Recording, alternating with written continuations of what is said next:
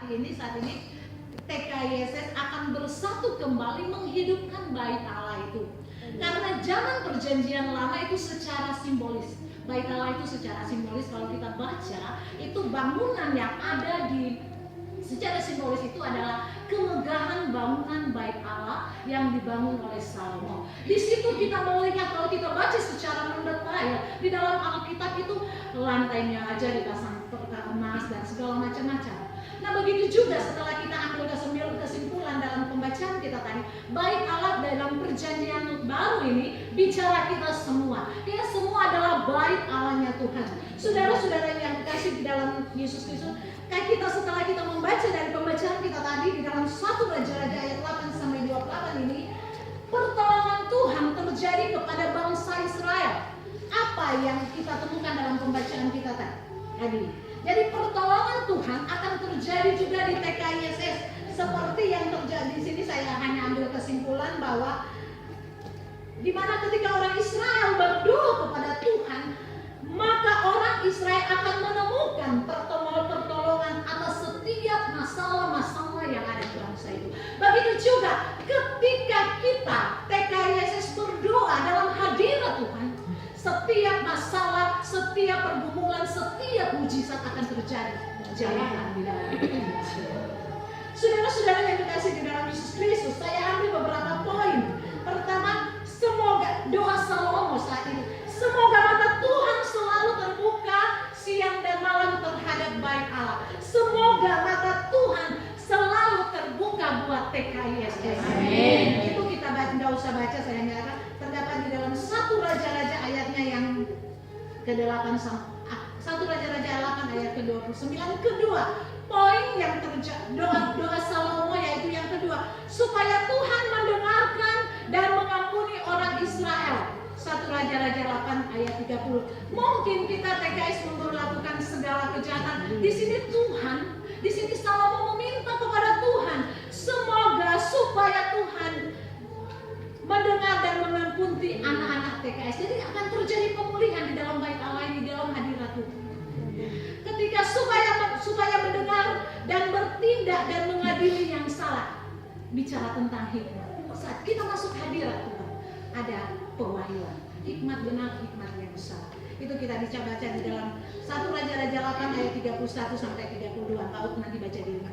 Dan keempat saya ambil adalah supaya Tuhan mendengar dan mengampuni dan melepaskan orang Israel dari tangan musuh mereka dan mengembalakan orang Israel ke negeri mereka kembali.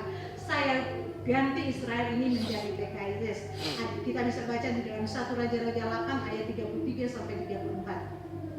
Dan kelima saya membaca bahwa supaya Tuhan mendengar terjadi open heaven. Saya tertarik dengan kata-kata supaya Tuhan mendengar terjadi open heaven. Supaya Tuhan mendengar terjadi open heaven di TKISS. Apa yang di sini Tuhan, di sini Raja-Raja 1 ayat 8 ayat 33 sampai 34 terjadi open heaven di Israel. Amin. Itu kan hadirat Tuhan. Saya percaya saat kita bersama-sama di hadirat Tuhan akan terjadi open heaven buat kita. Amin. Yang keenam, supaya Tuhan mendengar, mengampuni dan melepaskan orang Israel dari kelaparan, dari wabah penyakit, dari hama dan belalang.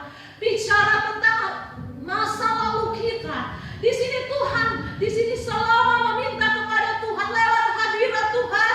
Tuhan pulihkan kami, Tuhan pulihkan TKISS. Apa yang kami telah buat di masa lalu, kami percaya di hadirat Tuhan akan terjadi pemulihan. Dan kita akan melihat terobosan akan terjadi. Seperti dalam 1 Raja-Raja 8 ayat 37 sampai 40. Dan saya lihat pada poin yang ketujuh, Salomo berdoa supaya Tuhan mendengar dan menjawab doa orang-orang yang bukan orang Israel yang datang berdoa di bait Allah. Saya tidak tahu, kita tidak tahu siapa yang datang di rumah Tuhan ini, di dalam doa ini. Kalau bangsa Israel, kalau bangsa Israel Salomo berdoa dan Tuhan menggenapi, saya percaya Tuhan menggenapi. Apalagi kita saat ini yang mungkin